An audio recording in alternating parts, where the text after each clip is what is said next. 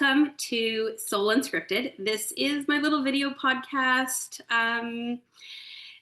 idea where I sit with fellow spiritual seekers and entrepreneurs and conscious creators for real unscripted conversations about what it actually looks like to live a soul-aligned life. This is about no filters, no fluff. It's just really about presence and truth. And I am so excited today to welcome Tracy Montgomery as my guest. And so I'm gonna pass the floor along to Tracy. Go ahead and introduce yourself a little bit, and you're here to lead the conversation. So I'm so excited though to have you here. Welcome. Thank you. I'm so excited to be here. And I always get so stoked about having raw and real unscripted conversations. Because that's what my work is about. I'm a spiritual mentor. I work primarily with women, and I specialize in closing the gap between the aspects of us that are spiritual and the aspects of us that are human. So it really is about spirituality, ascension, and awakening, and bridging the gap with embodiment and integration. So I am so excited to have this conversation with you. I love that. And when I looked a little bit into you, I was like, oh my gosh, she's so perfect because your work is very aligned with what it is that I do. So, I know that wherever this conversation leads,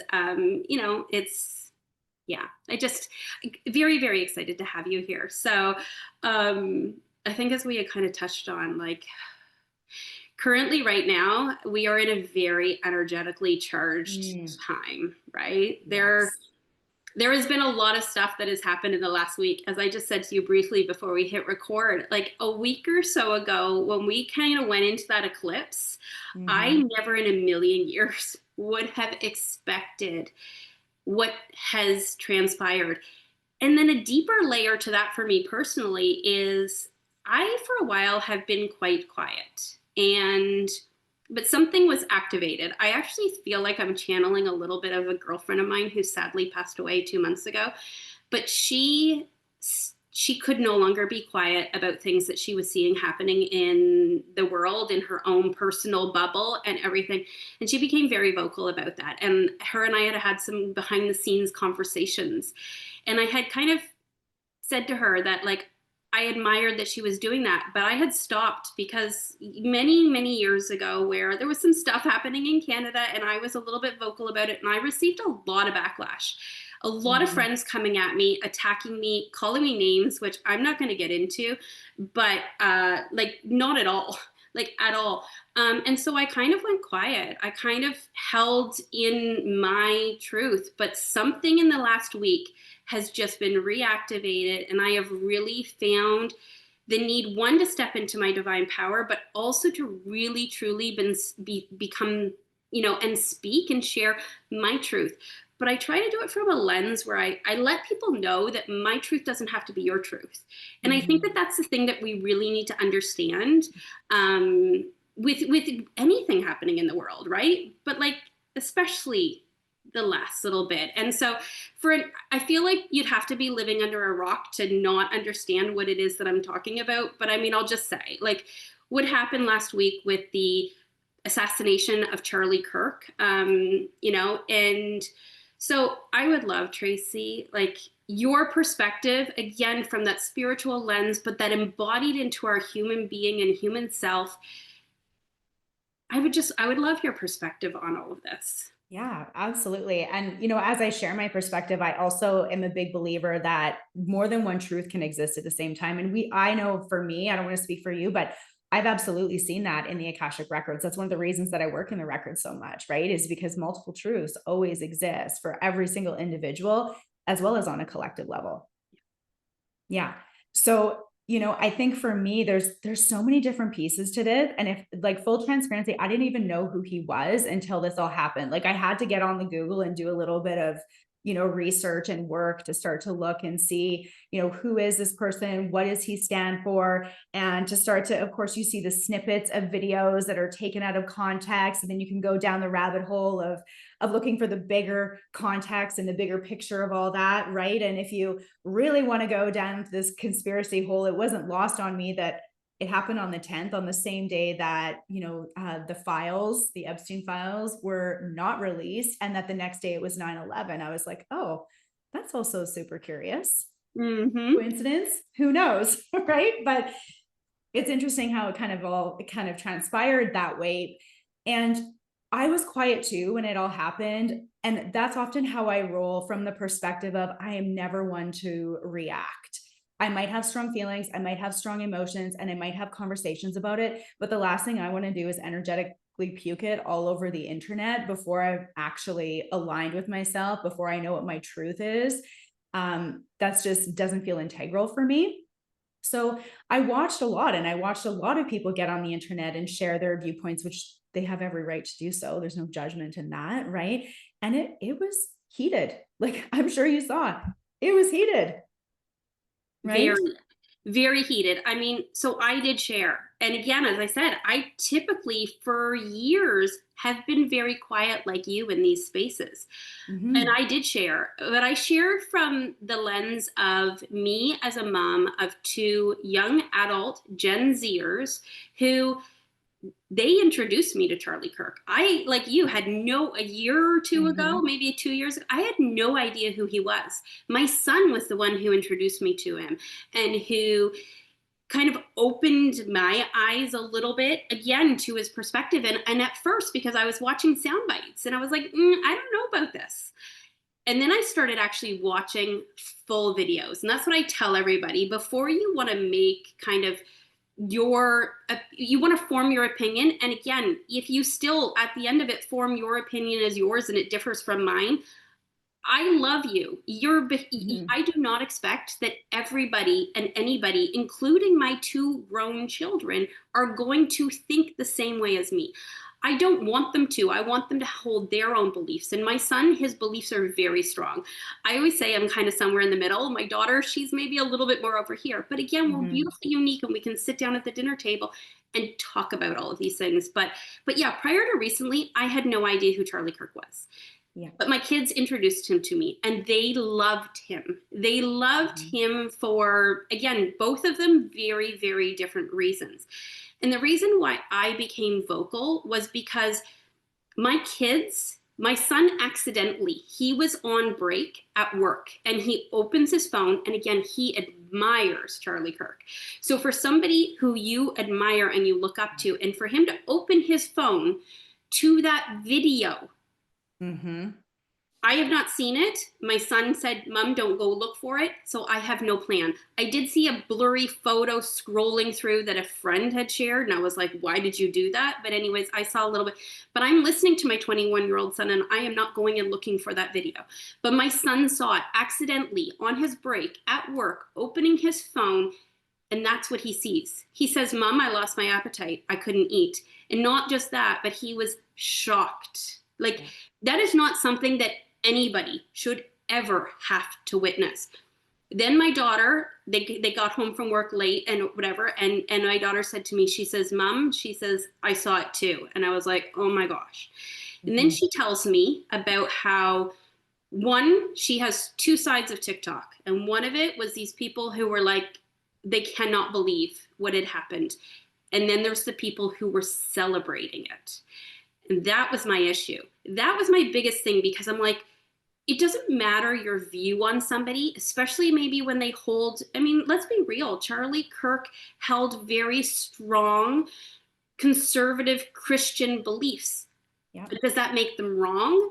Listening to this man speak, oh my gosh, I'm like, he embodied divine wisdom. He could just like this Yeah. with the drop of a hat and the facts that he would come. And I was like, how does this guy know all this? Like, especially for somebody who I, again, didn't originally know, but didn't even go to, like, not a college or university graduate. So, you'd think to yourself, but he, wise, very, very wise. But yeah, I could, it's so charged.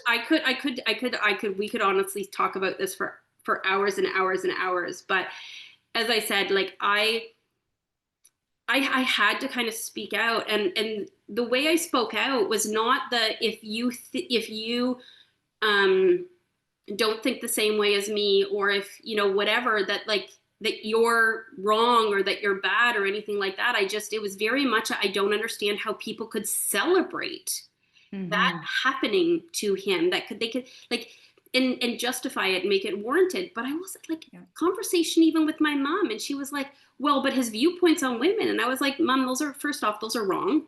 Like, his wife, she had her own stuff. Like, he was, yes, he again had very, very traditional Christian ideals and beliefs, but it Hmm. wasn't, in my opinion, again, it's my opinion, but in my opinion, and everything that I've searched out, the horrible things that are being said about him, I haven't found them. And I have said that I am very open, and I found other threads, especially on, like, interestingly enough, on threads, but I've seen other threads of people saying, prove me wrong. I want to see if this exists. Because again, I'm basing my opinion on what I know.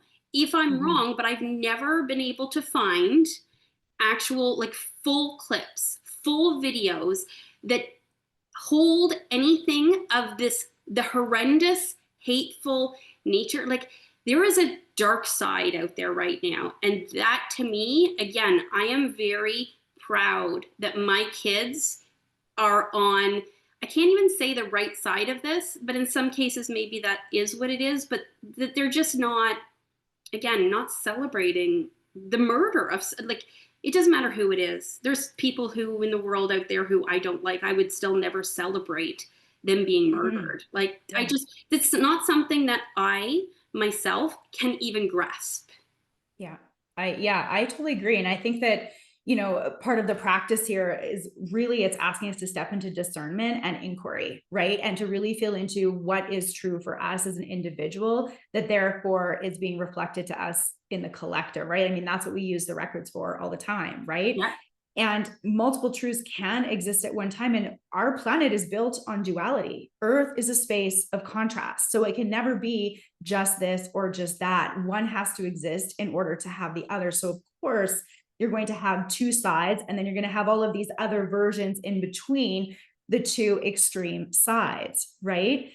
And I think for me, like when it comes to this issue, is that, when I tap into it energetically and I look at what's being said online, where it's like, well, if you celebrate, then, you find another place to go. If you aren't celebrating, find another place to go. Like, whatever that is, I just see more division in that I really don't think is helping us as a collective, especially when we're in a space of already being desensitized by what's going on in our world. And Yeah. that, I think, is perhaps what partly contributes to the celebration aspect and whatever that is. And there's this really interesting tug of war that's being played right now of, right versus wrong. And we're missing the bigger picture. We really Mm-hmm. are missing the bigger picture, that it's not about creating a place where everybody is right over here on this side or everybody is right over here on this side. It really is about being able to live in the space of duality and have the capacity to hold multiple truths, to be able to say, well, I don't agree with you, and that's okay. And I'm okay to not agree with you. And I still love and respect you as a human being. Like, that really is the highest spiritual practice, in my personal opinion. Yes. Yeah. You know what? Yeah. There's people who I follow who are on the opposite side of me. They have differing beliefs. It's really the best Mhm. way that I can put it. Because again, Yeah. I mean, yes, the sides exist. Like, we have the left, we have the right. You believe this political party or that political party. And again, wherever you live in the world, you typically, in politics, there are sides. Yeah. Religion wise, there's people who are very strongly believers of religion, and then there's others who don't believe in religion at all, or there's differing types of religion. There's all of that. But when I always look at it, like, I zoom out and look at things from a higher perspective. And so within that, in the last week, there are people who I follow, and they have posted things that, myself, I'm like, but it's their view and it's Yeah. their opinion. And I try to remove the, again, how I feel about it, and look at it like everybody as a whole, because I really truly think that we don't do any benefit to anybody, to humanity as a whole, when we are pitted of, it's, you're the left, you're the right, or you believe this, or like, again, my thing always is we all have a unique path, and our soul chose to come here and experience our own unique path. So Yeah. how I think, and again, if I look at it just in my own little personal bubble, which was very much affected in the last week, and why I was vocal, but when my own little personal bubble, my kids' blueprints, their soul's purpose is so beautifully different from mine, and Hmm. I just want them to embody that. And again, so it is hard when there's things that are very difficult. Like, okay, so we already chatted, we're both from Canada, Yeah. and it's one of these things that I will just share briefly, that I yesterday kind of came to me, and I thought, so there was some stuff that happened in Canada. I'm trying to think of how many years ago. Was it maybe around 2021? Anyways, where people who had donated, I'm not one of them, I'm just going to say, but I'm again zooming out, looking at this from a different perspective. Yeah. So people who donated to a specific cause that was happening across the entire country. Well, their information, their private personal information, because I looked and saw my neighbors, but their address, their name, and everything was put out publicly on Google for the entire world to be able to access. And we're talking people who donated $20. Hmm. And that information was put out there. But I want to flip it and then go, okay, so this again, it's like I look at everything and see it as a whole. But we've got this situation over here where people who maybe went online and celebrated or said that he deserved whatever. Again, that's their belief, that's their belief. But they chose to do that online, and then they are losing their jobs. And they're like, well, this is not. And there was even a website created. I think I saw something about it's been taken down, but I don't know for sure. But there was a website that was created where basically people could go and say, well, if you did this, like if you're somebody, that can be posted out onto, so people could go and search. So you could search if your employer or your employee, sorry, was somebody who had posted and celebrating and what they said, right, screenshots of it and stuff. And I have to say, the people who would be listed on that are up in arms. But I'm like, they're the same people, though, who how many years ago would have justified that list of people who donated to a cause being put publicly. So I'm like, it's okay for you, but it's not okay. Like this is where a little bit I struggle with the, like, you can't say that this is wrong when 3 4 years ago you were like, no, that's totally okay, like these people are bad, they did this, so of course it should be up. Because again, it was like, well, those people, they would look at it, they're a different side, right? If we want to look at it the left or the right, like they would look at it, well, they're the right, and so like they're on that right side, whereas we're on the left. And again, it's that division that really really muddies the waters. I would love to just, yeah, Yeah. what do you It think? totally muddies the waters. And, like when I tap into the energies, and I said this on a post yesterday, I'm like, this feels like a modern day witch hunt. That's not why I'm not participating, because that's exactly what it feels like. And the bigger picture to me, and this is a conversation I had with my daughter on the way to school the other morning, and she's about to turn 16. He had some really hard conversations, regardless of what his belief was. He had really hard conversations with people that were on the other side of the fence than he Mm-hmm. was. He had conversations that so many other people, like, for example, that list, are not willing to have. They're willing to do things behind closed doors, but they're not willing to actually be seen for their opinions. And that's what creates this whole modern day witch hunt vibe, which I am just so not willing to be a part of. And I think part of the reason I get fired up about it for me is that I've always taught both of my kids. I have two. They're both, one's in university, one's in grade 11. And one of the things I've always taught them is to stand up for themselves and to speak their truth. Did I teach them to perpetuate violence? No. But stand up for yourself. Use your voice, speak your truth, no matter what. And I have done my best to also show them that there is always more than one side to a story, that it's never black and white, and it's Yes. never right versus wrong. And the subliminal message of this event is that you will be persecuted, you will be hurt, you will give up your life for embodying your truth and showing it to the world. And that to me is a real problem. Oh, yes. So this morning, my downloads always, they come at the most interesting times in many cases, but a lot of the time it's in the shower. And this morning or whatever, I'm getting myself ready, and it was like, it popped, because I'm like, what changed? I mean, one, I call it my like past life, but in this present life, sorry, because I was once married, gone through a divorce, everything like that. My life was a lot different. Who I was a lot different because I wasn't truly able to be me.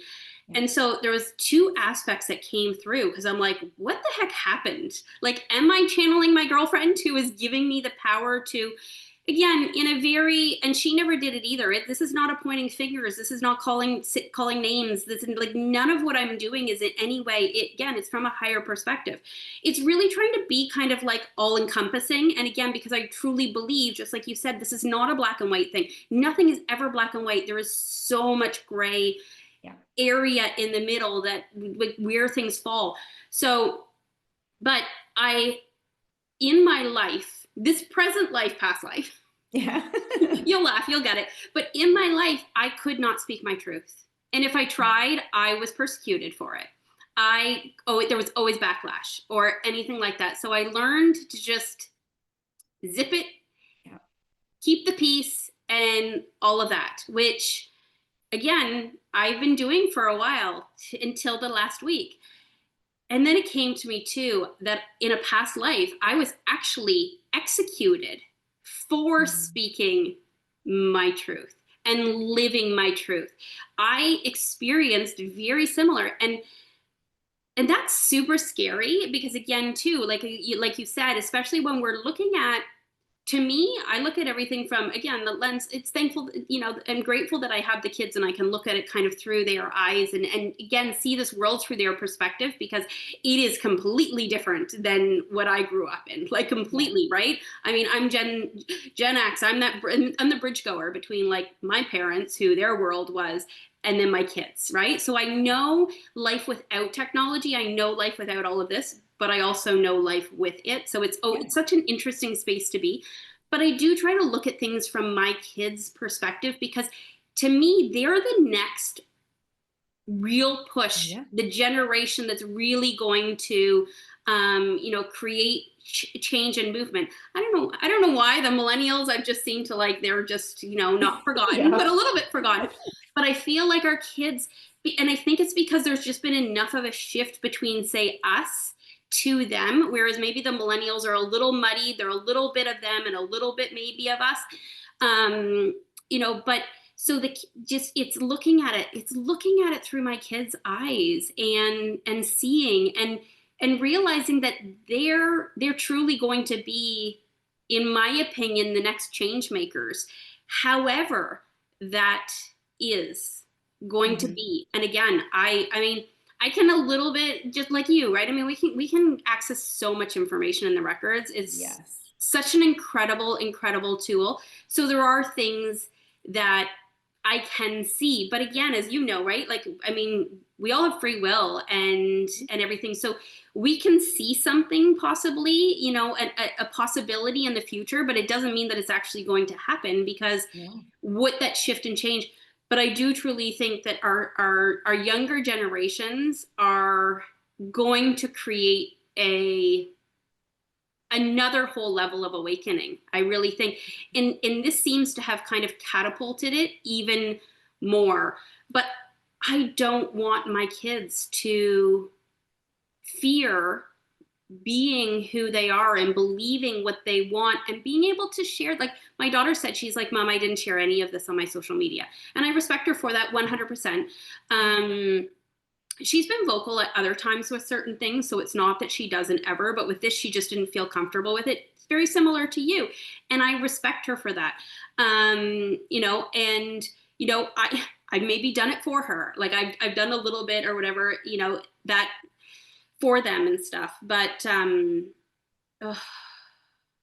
as we talked about in the beginning, it is such a emotionally charged, energetically charged, thing that has happened that I ironically, like, his company was called Turning Point, and I truly believe that this is a huge turning point. I was writing a post that I might put into a reel. I don't know. Anyways, and I was putting it out or whatever, that I read back afterward, and it said in it turning point. I was like, wow, like it. I don't know. I'm interested to see. I'm interested to see kind of what happens from here. You know, is it going to? I don't know. It's highlighting. It's definitely highlighting a lot of things that I've always known existed, but I think a lot of the world maybe hasn't quite seen, or maybe they've seen it, but they haven't really wanted to acknowledge it. I mean, maybe that's part of it too. I don't know. There's Well, a and I lot. mean, we're in an eclipse season. What does eclipse do? Eclipse amplifies shadow, of course, I right? It know. makes perfect sense. And from the record perspective, what we also know is true is that on a soul level, this is what Charlie Kirk chose, right? This is what he chose in conjunction with his free will. That's also the other higher piece. And perhaps it's because he thought he could serve more in this way with this outcome versus just staying here and speaking. Perhaps it's something totally different, because when you go into the records, multiple truths exist, multiple perspectives and possibilities exist. And it all depends on which timeline or which turning point is actually chosen, but there's never any judgment in the record. So it's seen so differently than we see it here in our human world, right? Yeah. And I feel too, like, I don't know about you, but when it comes to my kids and their kids and their kids and their kids, the legacy that I want to leave is not a legacy of history repeating itself. I don't want to repeat history. I want to rewrite history. And in order to do that, sometimes really amplified, intense global events or systems, like in Canada, we're about to have a teacher strike, for example, like systems and structures have to be dismantled in order to create new ones. You can never build something new on a shitty foundation. It just doesn't work that way. It doesn't. I've been saying exactly that for a number of years, especially even like politically here in Canada, politically in the U.S., because we had kind of elections ish around the same time, and it's like and we're seeing it. We're witnessing this, the what we knew changing. And Mm-hmm. I always tell people, actually, because beyond the records, I also do. I mean, human design is something that I've always had interest in and stuff too. And my main sun gate is 3, which is about chaos to order. It's so interesting how. And so again, I can look at all of this from that perspective of like understanding things have to get they have to get really bad before it starts to kind of iron out. And again, what is that going to be? We will see. But I think when we bring in a lot of that age of Aquarius, where we're going to that individual, like, and again, we're seeing this, like, to see all of the energetic stuff play out on the world stage. Sometimes again, when we go into the records and we bring that perspective, it's almost interesting, and it's I don't know. It's not that I feel like it's wrong to say that, but it's just interesting to look at it from that other, like, as I say, I often this whatever I zoom out, and again, I remove a little bit of my beliefs from it, because I do want to kind of look at it from the collective, right? What's the collective, which the collective is not all thinking the exact same thing, right? They're not all fitting in that same box or anything like that. And that's what in my opinion, that's what we should really be focusing on, is that we are allowed to look at major world things in our own personal life, who we are, whatever. We're allowed to look at it through our own personal lens, based on our own personal beliefs. And, and again, like, Charlie chose his path. And I do think that he is more impactful this way, like with this this happening. Well, even like you just said, you were like, you didn't know who he was before. I didn't know who he was before. My kids didn't know who he was before, right? Like you can see the greater ripple effect that's already occurring that will continue for, oh my gosh, who knows how long. Yeah. Right? And the other side of that is you can see it as a ripple effect, or you're seeing other people being like, well, now you're making him a martyr or a prophet or a whatever the word is, guru, whatever, Yep. right? We're going to see all of those things, of course, but there's always a grander perspective that is above it all, Yeah. and there's always a collective, and I agree, super interesting, a collective vantage point. And there's also an individual one. And one thing I always find so fascinating is that when my clients come to me and they're like, okay, well, what do I do in the chaos? Right? Like, what do I do when the world's falling apart? What do I do when the world's shut down? What do I do when, political, this is that, or this is on strike, or, airlines, like wherever, whatever the chaos is, it's like, what do I do? Right. And I don't know about you, but I always get the same message every time I go in. And the message is always clean up your own side of the street. Like whatever you're fired up about, or whatever you're thinking is, you're being wronged or is wrong or whatever, that is a mirror for you to look and see, where does that exist in my own life? Right? If you're upset about the silencing, where are you being silenced, or who are you silencing? Right? Because it could go either way. But it's always an opportunity for us as individuals to learn and to grow. And that is how we really create the ripple effect. If we're not willing to look at ourselves, all we do is create more division and more separation. Yes. Exactly. Yeah. I so agree. Oh my gosh. I was like this, I always try to keep these short. And it never happens because I get on with people like yourself, and you're so amazing, and your perspectives, and it's just, again, these conversations just flow, right? And that's what I want from this. Honestly, I feel like we could probably chat for another hour or so. Yeah, But I totally. also understand that people don't want to, people are so time crunched. I mean, we are so overloaded. Mhm. We are in information overload, which, I mean, is really being proven in this.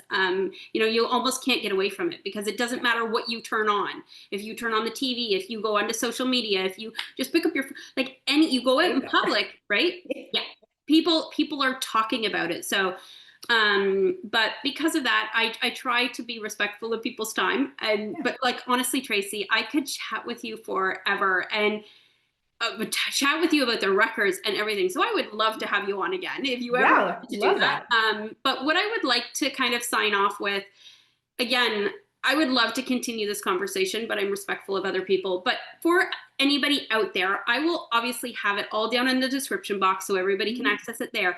But if you want to share a little bit, like, how people can find you, I mean, anything, right?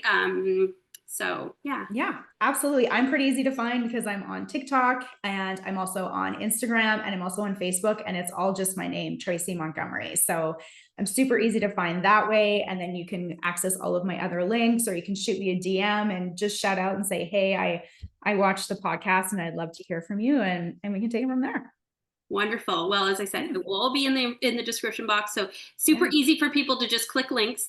And but again, Tracy, Yeah. thank you for coming Yeah. on. Thank you for Thank having you. this difficult conversation with me. And yeah, thank you. Yeah. Thank you. Thank you so much.